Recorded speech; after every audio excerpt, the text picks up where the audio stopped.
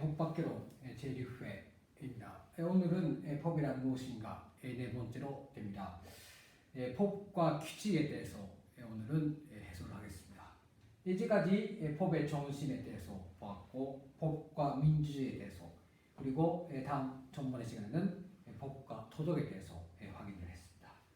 오늘 네 번째로 법과 규칙, 법의 중요한 징표라 할까 내용의 하나에 규칙이라는 측면이 있는데 규칙이란 무엇인가 하는 것을 법과에 관련해서 오늘은 고찰을 하겠습니다.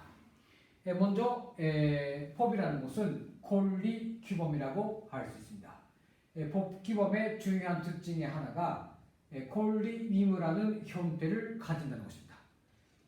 권리라는 것이 향유할 수 있다며 그 맞게 의무가 있다. 이런 이야기죠. 따라서 도덕적 의무, 종교적 의무, 습관적 의무라는 말은 있어도 도덕적인 권리, 종교적 권리, 습관적 권리라는 말은 없습니다. 왜냐하면 도덕이라든지 종교는 의무입니다. 결정된 내용, 계륜에 대해서 집행해야 되고 도덕은 지켜야 되고 량심에 우러나오는 내용으로 있죠. 따라서 의무라는 말하고는 결합이 되지만 도덕적인 권리다든가 종교적인 권리다라는 그러한 개념에는 되지 않다 하는 것입니다.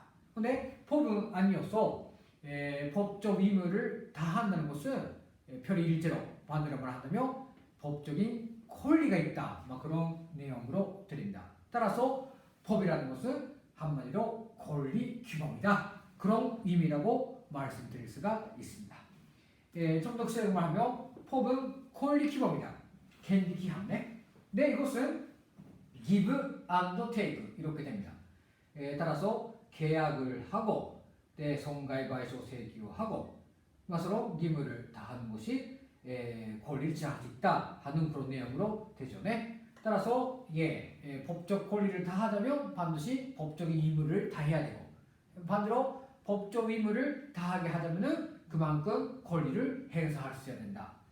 첫 번째 시간에 가지로 내었던 규교 요새와 한다면 그義務가 있다면 그 규교 요새의義務에 맞는権利, 보조금 또가給付金 이것이 응당하게 받아야 된다. 그러한 것이요.財産を制限된다면 그만큼 호소가 있어야 된다. 이것이 권리 규범이라고 말씀드릴 수가 있습니다. 따라서 법이라는 것은 다시 한번 강조하지만 의무만 다하는 것이 아니라 반드시 권리를 주장할 수 있다. 권리하고 의무는 별일체이다. 일맥상통하고 있다. 코인의表と裏이다. 이렇게 이해를 하시면 괜찮습니다. 반면에 종교든지 도덕이라든지 기리도가 닌조는 비권리 규범이라고 할 수 있습니다. 따라서 give and give입니다. ひたすら준다. 사랑은 다 준다. 이런 거죠. 내 건데 결혼식에 갈 때 수익이 주가금 가져가지 않습니까? 근데 얼마 넣어야 된다는 것은 규정되어 있지 않죠. 마음의 문제입니다. 그것에 대해서 모자라다든지 더 돈을 많이 내라든지 청구할 수 없죠. 왜냐하면 수익이라는 것은 어디까지나 기리도가 닌조대 하는 비권리적인 것이기 때문입니다. 따라서 얼마 넘는가 하는 요구는 못하며 그렇죠. 전자에 타고 있어서 젊은 사람이 어른들한테 자리를 권하는 어르신을 돌보는 문제도 이거 어디까지나 권리 규범 아닙니다. 별로 젊은 사람이 일어서 대가로서 어른부터 돈을 받아도가 못하지 않습니까? 이것은 어디까지나 비권리 규범 이렇게 말씀드릴 수가 있습니다. 이렇게 해서 법의 특징은 권리 규범이다 하는 것에 있다는 것입니다. 그 다음에 일본 경우 이 권리 의무 관계라는 생각 방법이 약합니다. 왜냐고 하면은 개치크사이 되니까 세코이라는 감각이 나와버립니다만 결코 그렇지 않습니다.義務を 다하기 때문에権利を 主張する라는 것은 원래는 평등하고 자유의 관계인데 특히 일본은 가족 관계가 강하죠. 따라서 또 아들은 부모의 말을 들어야 된다든지, 아이들은 어른의 말하는 대로 해야 된다든지 그러한 봉건적인 이른말에 가족 관계가 강하기 때문에 일방이 권력만을 가지고 다방이 위문만을 지니는 관계에 대해서는 그것이 응당한 것처럼 여겨지는 경우가 많습니다. 보존자는 자신을 독립한 가치 있는 취재자로 위식하지 못하고 책임은 없고 그가 하는 일은 다 옳다 이렇게 되는 경향이 있습니다. 근데 대학에 돌아오면 그런 현상이 있을 수 있기 때문에 그것은 아니다고 해야 된다고 생각하는데 가족적 원리는 민주주의 원리하고는 대립이 됩니다. 인격이라는 것은 자발적인 것입니다. 진로도 그렇죠. 자기가 선택해야 하지 않습니까? 이제 어른이 되면은 자기의 한생은 자기가 선택해야 되는데 여러 가지 선택지 속에서 자기의 결심으로 선택할 수 있기 때문에 인격이 있는 거죠. 근데 누구인가의 지시에 따라서 밖에 선택 못한다든지 그것은 인격이 없는 것으로 됩니다. 따라서 민주주의 원리와 어긋나는데 정노민을 하며 법의 정신, 법의 원리가 어긋난다 하는 것입니다. 따라서 오늘 첫 번째 종반에서 이해해야 되는 것은 법이라는 것은 규칙은 규칙인데 그 규칙의 진수는 무엇인가? 권리 규범이다. 위무를 다하게 하는 반면에 권리를 주장할 수 있다. 이것이 바로 민주주의다 하는 그러한 내용으로 오늘 이해가 되었으면 좋겠습니다. 그 다음 규칙의 위와 조건에 대해서 보겠습니다. 그러면 왜 법이라는 규칙이 필요한가? 이에 대해서 보겠습니다. 그러면 동그라미 했습니다만 원래 인류는 규칙이 없었습니다. 당사자의 힘에 의한 해결이었죠. 힘으로 해결했습니다. 자, 이것을 뭐라고 합니까? 양육한식, 장글의 법칙이죠. 이것은 인간 사회에서는 바람직하지 않는 법칙입니다. 왜냐하면 사람은理성을 가지고 있기 때문에 힘으로 해결하는 것은 동물적이죠. 따라서 장글 법칙은 인간의 법칙이 아니다. 따라서 양육한식의 법칙으로서는 바람직하지 않다. 그렇게 되었습니다. 따라서 두 번째, 당사자 간의 힘의 행사에 의한 직접 대결을 피하고 당사자가 서로 권위를 인정하는 제3자의 판단에 위임하는 방법을 고항해내었죠. 주사위 같은 감입니다. 제3자가 건조한 판단을 하면 좋지 그렇지 않은 경우는 야단이로 됩니다. 이거 어떤 의미가 되냐면 A하고 B가 다투었을 때 C3을 내거네 공정하게 판단해 봤는데 사람이라는 것은 여러 가지 무례하니까 생각이래 공정하게 판단 안 할 수 있죠. 그러면 야단이 납니다. 자위적입니다. 시대기네 사람의 판단은 자위적이지 않는가. 근데 이거 재밌는 것은 중국에서 있지 않습니까? 부부 싸움을 하며 어떻게 하는가 하면 마을 사람들 다 모인답니다. 그래서 모두가 보고 있는 앞에서 싸움을 한답니다.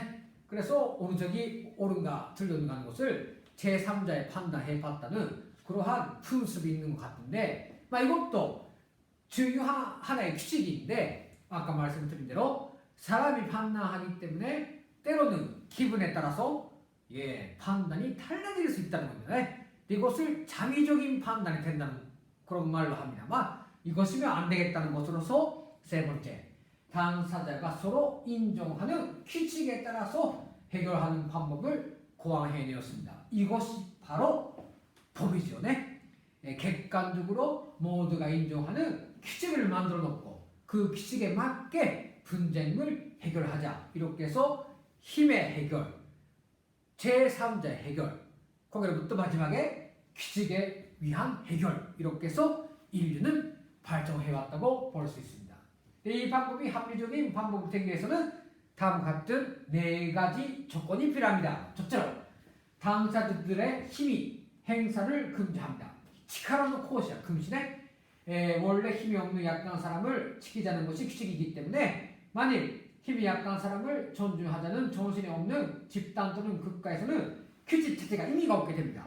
그렇죠. 네? 따라서 전제적 원칙제는 힘의 행사는 금지한다. 이렇게 됩니다. 규칙으로 결정하자. 다음 두 번째, 당사자 간의 관계를 평등한 관계로 본다. 네? 형식적인 힘을 불평등하지만 간용상은 동등한 것으로 봐야 합니다. 싸우는 당사자의 대등성을 승인하지 않는 사회에서는 규칙의 정당성은 보장되지 않다. 예, 그러지 않습니까? 네? A하고 B라는 것이 평등하기 때문에 규칙도 평등한데 서머서머 있지 않습니까?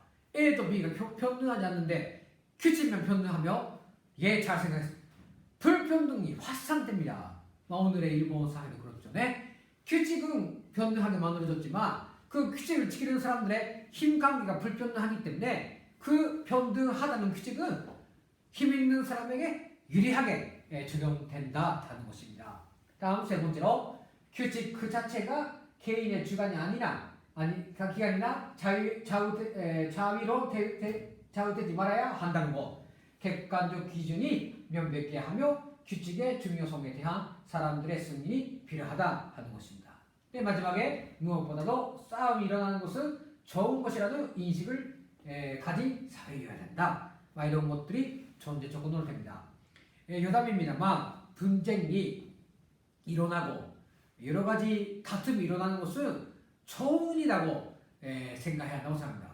다툼이 없고 모두가 같은 생각이고 하자 하면 다 합니다라는 것은 어디인가에 문제가 있다는 것입니다. 왜냐하면 사람은 다 다른 것입니다. 천대만상이죠. 네? 그런데 만자일치에 곧된다든지 모두가 같은 생각하진다든지 그런 것은 있을 수가 없는 겁니다. 그래서 분쟁이 일어나고 싸움이 일어나는 것은 좋은 일이라는 그 가치관으로부터 규칙이 중요하다, 법이 중요하다 그런 생각으로 이어지지 않는가 그렇게 생각을 합니다. 원래 규칙을 만드는 것은 민주주의 사회에서 제 개인들의 사상, 위경, 입장 등 차이가 있다고 인정하기 때문입니다. 네? 지난 제2차 세계대전 시기는 규칙이 없었습니다. 전황이나 독일의 나치스 히틀러 같은 것은 규칙이 필요 없죠. 독재자들이니까. 다 줬다고 됩니다. 그런 사회는 한마디로 위험한 사회입니다. 파시즘이라고 합니다. 네? 나쁜 사회입니다. 그래서 규칙이 있고 여러 가지 다양한 생각이 있고 다양한 생각을 가진 사람들이 공통된 규칙에 맞게 자기의 의견을 조금씩 잡는 사회 그런 사회가 좋은 사회이지 않는가 그렇게 생각합니다. 일본은 미안합니다만 민족 저가의 그러한 경향이 있습니다. 후에 또 서비스 합니다만 제2차 세계대전 시기에 가미카제가 이렇게 해서 독고다이들이 제로센이 타고 가미카제 독고다이 아십니까? 비행기 타면燃료가 한 번밖에 들어가지 않고 있고 돌아오는燃료가 원래 안 들어있습니다. 왜냐하면 비행기 그 자체가 법단이니까 인간밖에 아니죠. 그거 타고 전함만한테 부르면서 다이아다리 해서 직업죠. 많은 청년들이 그러한 사회가 그래도 접근 전에 접근되면 하지만 1945년이니까 한 70년 전에 있었죠. 있었습니다. 그때는 규칙도 아무것도 없는 사회입니다. 여기 썼습니다만 국가는 교도다이 시도이죠. 모두가 전황의 새끼질 할까네 아들이다 딸이다 이렇게 하면서 사회 그 자체가 정말 형편없는 사회였습니다. 그런 사회에서는 규칙 같은 거 없는 사회다. 그것이 좋은 사회인가 하면 하나도 좋은 사회가 아니라고 생각합니다. 그래서 오늘 꼭 확인해야 되는 것은 규칙이 왜 필요한가? 그것은 사람들이 생각이 다 다르기 때문입니다. 여기 썼습니다만 민주주의라는 것은 사상, 위견, 입장, 차이가 있다. 그러한 차이가 있는 것이 좋은 일이다. 이렇게 생각할 수 있는 사회를 우리는 좋은 사회로 봐야 되지 않는가 그렇게 생각을 합니다. 자, 그럼 마지막에 규칙을 둘러싼 투쟁에 대해서 보겠습니다. 강한 자는 규칙을 지키지 않으려고 합니다. 중요한 것은 약한 자가 항상 감시하고 규칙 무시에 대해서는 비판을 들이대는 것이 중요합니다. 즉 약한 자의 주체성이 중요하다. 이것이 곧 법이다. 이렇게 말씀드릴 수가 있습니다. 이거 약한 자라는 것은 국민이고 강한 자는 국가입니다. 정치가들은 언제나 법을 지키지 않으려고 합니다. 구로가와의 사건도 있었고 결국 마장하고서도 사고 알고 있지 않습니까? 근데 또 최근에는 또 아베의 그側近들이 또 와이로 사건이 나와 있지 않습니까? 정치가들 나쁜 사람들은 언제나 법을 지키지 않으려고 합니다. 그럴 때일수록 국민들이 체크해야 해요. 그래서 규칙을 지키게 해야 되는데 그러자면 약한 자, 우리들이죠. 국민들, 인민들이 지성을 가지고 규칙을 똑바로 알고 그에 대해서 요구하고 라는 그러한 투쟁이 필요하다는 것을 말씀드리겠습니다. 마지막에 약자의 불리한 계약이라는 것이 있습니다. 일본 경우는 작자 프리의 계약가 많습니다. 특히 노동하게 되면 아르바이트 하게 되면 로작 계약 그리고 샥치 계약, 샥야 계약 기본적으로 지주의 권리 즉 빌리는 사람의義務가 씌워져 있죠. 다른 나라는 다릅니다. 가리는 인간가 강합니다. 특히 집 경우는 생활 생존권이 기본입니다. 도대체 한 번 빌리면 그렇게 간단하게는 그 계약이 폐기 못하도록 되어 있는데 일본은 조금 다르다 하는 것입니다. 앞으로 좀 수업을 통해서 샥야고든지 그取引の 문제든지 그런 것도 좀 보완하자고 생각합니다만 항상 계약서를 봐야 노동을 가면 아르바이트 갈 때는 아마 기본적으로 조선대교 학생들 그렇고 일본의 학생들은 가미지마이데 계약서 가와사를 해서 브라크企業的に働かされ 합니다. 이것은 원래는 안 돼요.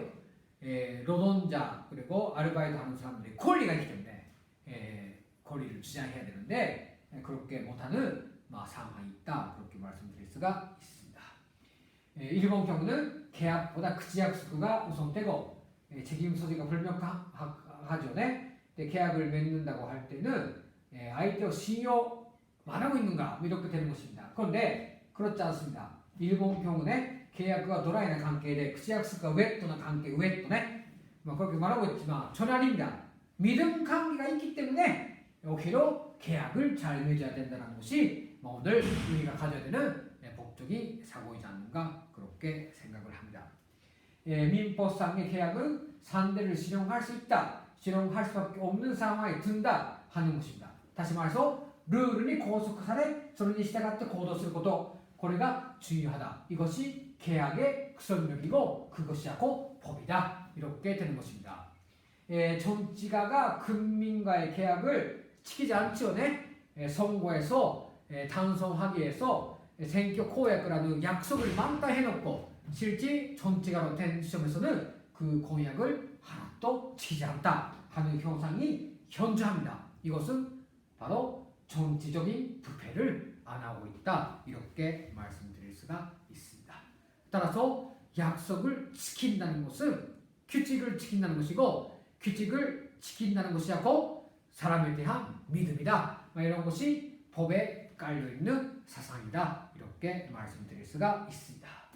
자 마지막에 이분과도의 계약摩擦에 대해서 보고 오늘 수업을 맺겠습니다.欧米白人문화 금이의 백인 문화 경우는 계약은 하느님하고의 맹세이다. 따라서 이것을 어기는 것은 하느님에 대한 모독이다라는 그러한 계약관이 있습니다. 중국도 재판하지 않기 위한 계약관,裁判をしないための契約官が 있습니다. 동남아시아에서도 도착민족의 계약관이 있어서 이것을 나라마다 계약에 대한 관점이 다른데 일본은 아까 말씀드린 대로 계약보다 약속,権利義務より 人情라는 감각이 있습니다. 이것은 들렸다 이렇게 말씀드릴 수가 있습니다. 하나 여담입니다만 이런例が 있었습니다. 어느 날에 아이를 데리고 장 보러 가는 어머니가 어느 집을 지나가다가 있지 않습니까? 그 집 지나가는 집에 또 그 어머니가 있어서 아이하고 오카이모노니 간다며 子供が 있으면 다행이기 때문에 우리 집에 맡기고 가면라고 해서 맡기고 가라라고 말했기 때문에 가이모노 가고 있는 아이를 그 집에 맡기고 가이모노니 그 어머니가 갔습니다. 그런데 아이를 도와준다고 했는데도 불구하고 그 맡겨사랬다 어머니는 아이를 보지 않고 노바나시니 했죠. 네? 그러다가 그 막預かった子供とそこの어린이가 두 명이 집 뒤에 있는 다메이케 쪽에 놀러 가다가預けた子供がね다메이케니溺れて 죽었다는 사건이 있습니다. 이거 진짜 사건입니다만. 네, 가이모노가 돌아오니까 자기 아이가 죽고 있었죠. 네? 이게 하마때 죽었습니다. 어떻게 하겠습니까? 네? 말했죠. 네? 자기 아이를 믿아게를 때 말했기 때문에 그 어머니는 자기의 아이를 그 집에 맡기고 갔는데 돌아오니까 아이가 죽고 있었다고 하니까 뭐 분하고 가슴 아프고 억울하죠. 네? 그래서 어떻게 했는가 하면 손가위바위소 그러니까 후호코이죠. 네?預けて 이케바 때 말했던 어머니가 잘義務を 다 하지 않았기 때문에 그건 문제가 있죠. 네? 후호코이이지 않습니까? 그래서 법적으로 문제가 있다는 것으로서 우타했죠. 네? 사회반했습니다. 재판을. 네? 또 손가위바위소請求했죠. 네? 그래서 어떻게 생각합니까?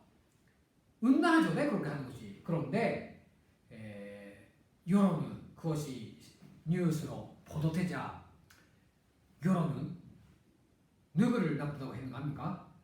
預けた 어머니에 대해서 お前が悪いんだろうと子供を預けてもらったくせに何を裁判に今日있는가と너가 네? 데려가면 좋았던 것을預けたから 그렇게 되었잖아.それをなんで裁判하는가? 대해서 편지가 자기 아이를 잃었던 가족의 편지가 갔습니다. 저는 뭐 너가 나쁘다. 預けた お前が悪い. 그렇게 해서 하니까 마지막에는 그 아이를 잃었던 부부는 그 집에 있지 못하게 되고 막 그 마을을 떠나게 되었다라는 그러한 사건이 있습니다만 이것이 일본 사회가 오늘까지 안고 있는 법위식의 제한성입니다. 그러니까 재판을 하고 정확히 계약관계에 기초해서 손가위바위소請求하고 이분이 하자 하는 그런 위식이 일본에서는 뭐라는 거네? 조금 리기주의적으로 피치고 어느 측이냐면 그지 약속, 닌조 이것을 중시하는 그런 것이 옳다라는 감각이 있는데 저는 그것은 틀렸다고 생각합니다. 역시 규칙에 맞게 정확히 사람의 자유적인 해석이 없이네 판단돼야 된다고 생각합니다만 그렇게 하자는 것이 바로 법의 정신이고 법의 리념이라고 생각합니다. 오늘 그런 좀 이야기를 했습니다. 그래서 과제입니다만은 정치가가 당선된 다음 선거 공약을 지키지 않는 문제에 대해서 어떻게 생각하는가 하는 문제를 오늘은 과제로 제시하겠습니다. 아까 선거에서 말씀드린 대로 정치가들이 당선할 때까지는 많다 좋은 말을 하고 실제 정치가가 된 다음부터는 하나도 그것을 지키지 않는 그러한 일이 많죠. 이에 대해서 오늘의 일본 법으로서는 국민과 리콜 힘에 못하도록 되어 있습니다. 여담입니다만 우리나라는 아닙니다. 우리나라 헌법에서는 정치가가 선거에서 당선되고 국민들, 인민들의 요구가 이익에 맞게 일을 하지 못하면 언제든지 인민들은 그 정치 일꾼을 힘에 소환할 수 있다는 규정이 우리나라 헌법에 있는데 일본은 그렇게 안 되어 있습니다.選挙公約を지키지 않아도 별로 당선만 되면 좋다 이런 것이 일본의 법에 되어 있는데 이에 대해서 어떻게 생각하는가? 저도 말씀드리면 규칙을 지키지 않는 정치가에 대해서는 어떻게 처벌해야 되는가? 또 어떻게 대처해야 되는가? 아니면 대처 안 하고 좋은가? 그런 문제들을 좀 오늘은 과제로 제기하겠습니다. 자유롭게 써주시고 제기를 해주시면 좋겠습니다. 그리고 히노마루 기미가요네 문제입니다만 상당히 좋은 안들이 나왔습니다. 우선 극기 극가를 법으로 간주하는 것은 안 된다는 의견으로부터 그 법으로 강제는 안 되지만 극기 극가 자체는 필요하다는 안, 또 나아가서는 극기 극가 법 자체는 위반이 안 되는 안까지 여러 가지 의견이 나왔습니다만 이것도 정말은 학과 토론을 할 수 있으면 좋겠습니다만 제가 다 내주었던 과제에 대해서는 확인을 하고 있기 때문에 후기에 돌아와서 한번 다 같이 논의를 할 수 있으면 좋겠다고 생각합니다. 예, 그러면 법학개론 수업 오늘은 이상 마치겠습니다.